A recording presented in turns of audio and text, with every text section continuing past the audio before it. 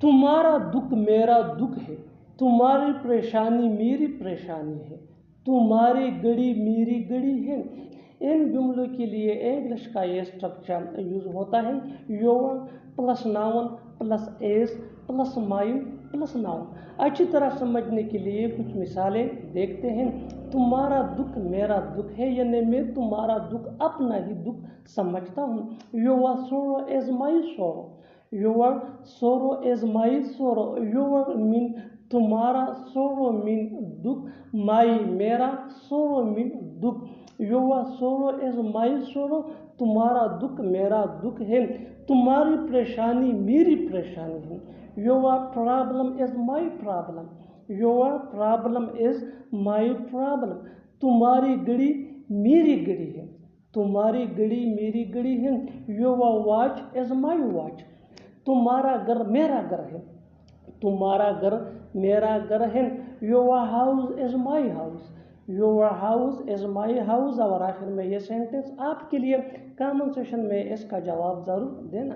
तुम्हारा मोबाइल मेरा मोबाइल है, फिर भी वो नहीं आया, फिर भी वो लोग नहीं जा रहे हैं, फिर भी तुम नहीं पढ़ते। इन जुमलों में हम कह रहे हैं फिर भी, इसके लिए आपको यूज़ करना होगा इंग्लिश में इवन देन। आइए कंप्लीट स्ट्रक्चर समझते हैं। Even then plus sentence, sentence या टेंस या सिचुएशन के हिसाब से चेंज होता रहेगा। इवन देन ये वही का वही रहेगा, विच मीन फिर भी या तब भी। अच्छी तरह समझने के लिए कुछ मिसालें देखते हैं। फिर भी वो नहीं आया, यानी हमने उसको दावत भी दी थी या हमने उसको कहा था, लेकिन फिर भी वो नहीं आया, तब भी वो नहीं आया। Even then he didn't come, even then he didn't come. Didn't ये डिड नॉट का शॉर्ट फॉर्म है, इवन देन ये फ्रेज है, ही डिडंट कम ये सिचुएशन के हिसाब से सिंपल पास्ट टेंस का सेंटेंस है।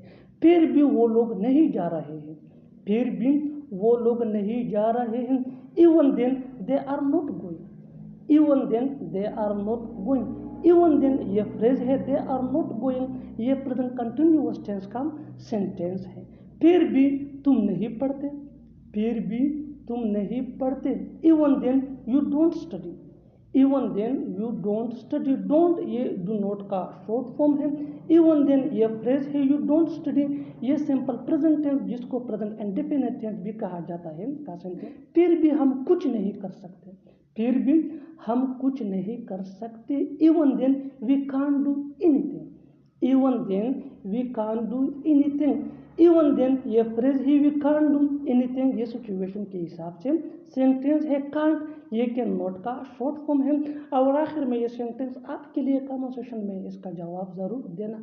फिर भी तुम आ गए। जिंदगी का मतलब ही होता है जद्दोजहद, दोस्ती का मतलब ही होता है भरोसा, प्यार का मतलब ही होता है दर्द।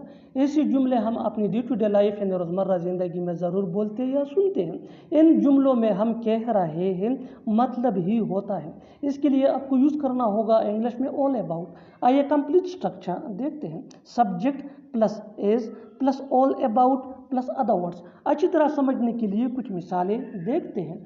जिंदगी का मतलब ही होता है जद्दोजहद, life is all about struggle, life is all about struggle.